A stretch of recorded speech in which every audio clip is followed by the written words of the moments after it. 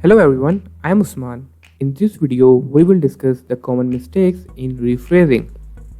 I am a certified academic writer and I will help you to become a good academic writer. The most common mistake is writing long sentences. You should try to write short sentences.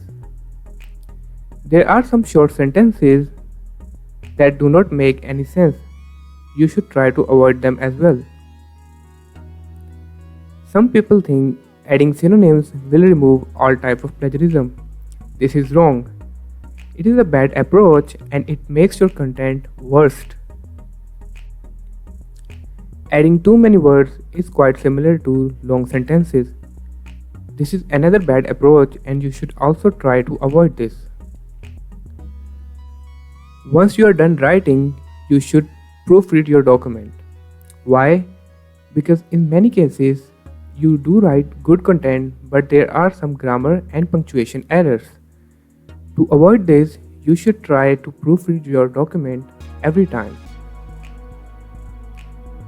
In simple words, what you should do is you should try to write short and meaningful sentences.